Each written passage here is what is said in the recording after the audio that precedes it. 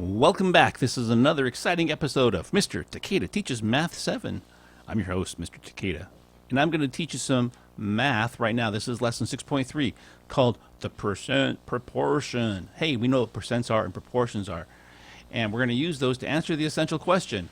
How can you use models to estimate percent questions? All right, well, we're not going to use models so much. We're going to use equations.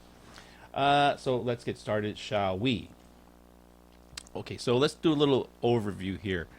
Okay, let's read this together. The statement 25% of 12, let me say that one more time. 25% of 12 is 3, has 3 numbers, the 25%, the 12, and the 3. In real life problems, any one of these problems can be unknown.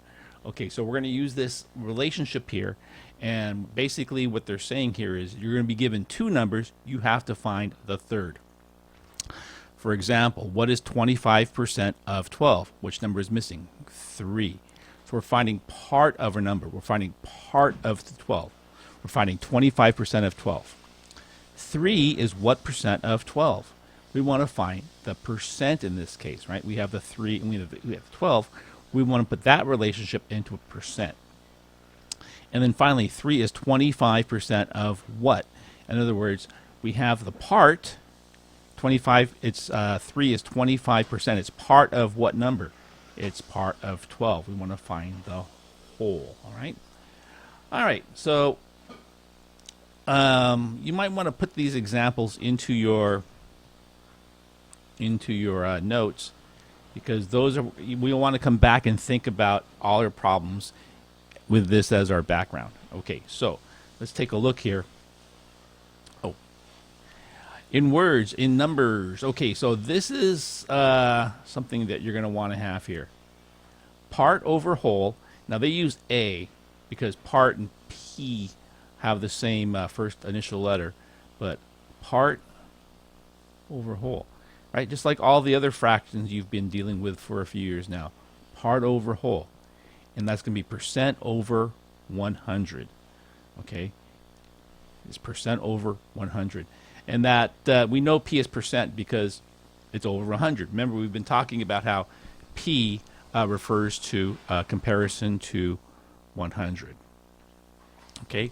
If we were dealing with numbers, 3 out of 4 is 75%. It's a proportion. 3 of 4. 4 is the whole. 3 is part of that 4. 3 over 4 equals 75 over 100.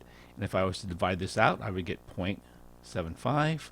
And I could convert that to 75%. 75 over 100, 75%. 75 out of 100. Okay, so let's take a look here at some examples. And really, I think doing some of these is really the easiest way to get used to this. But you're going to want to remember this equation. Part over whole equals percent over 100. That's how, when I was teaching math, when I was teaching this topic a few years ago, that's how we would talk about it. Part over whole equals percent over 100. We just would say that. Part over whole equals percent over 100. So what percent of 15 is 12?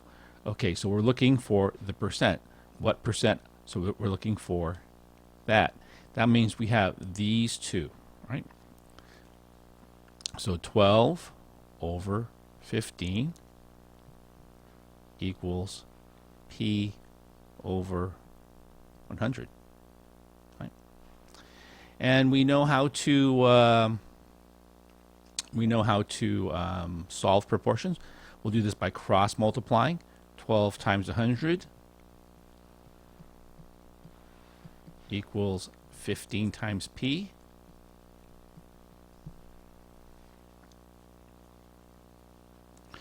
So this is 1200 divided by 15P.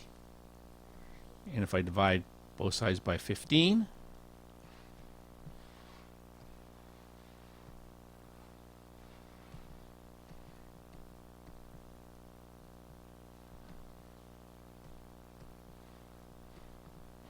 $80. This is 80 equals P. Those cancel. The answer is 80. 80%. I should say 80. I put the box around that, but I should say that because it's 80%. Okay.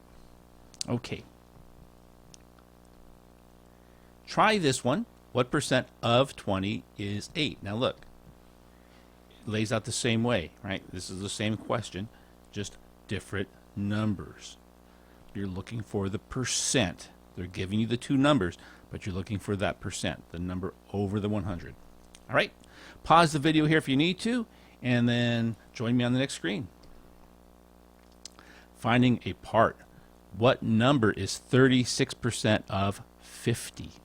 Okay, so now, what have they given us? They've given us the percent. They've given us the whole, because it's of 50, so they're giving us the whole. So in this case, A over 50 equals 36 over 100. Well, this one's pretty easy. I don't know if I need to actually go into all of the cross multiplication here, because why? Because I can see that 50 times 2 is 100, so something times 2 is 36. This is going to be 18. A equals 18. 18 is 36% of 100.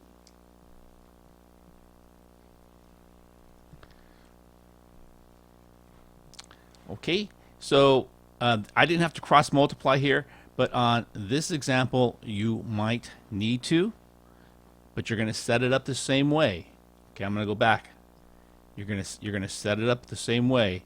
They're looking for the A in this case. Okay, they're giving you the number, the whole part. They're giving you the percent.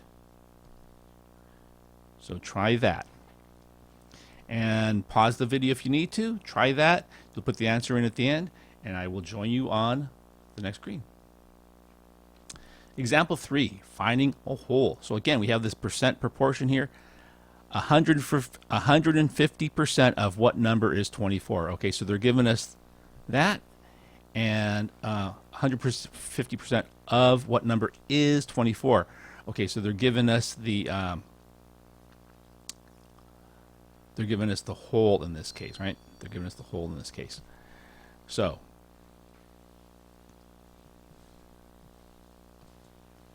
sorry, my mistake. Sorry, I'm going to back up and correct this right now. Sorry, they've given us the part. We're looking for the whole. We're looking for the whole. Okay, so 24 over W equals 150 over 100. Okay, so in this case, I just can't simplify this down 150 to 24. I'm not really sure how that's going to simplify out. Let's go ahead and cross multiply here. 24 times 100 equals 150 times W. So 2400 equals 150 times W. Dividing both sides by 150.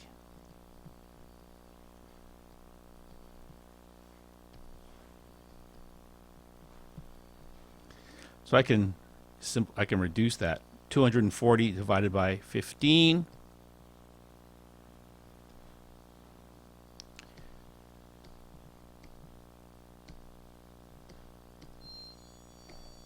Sixteen.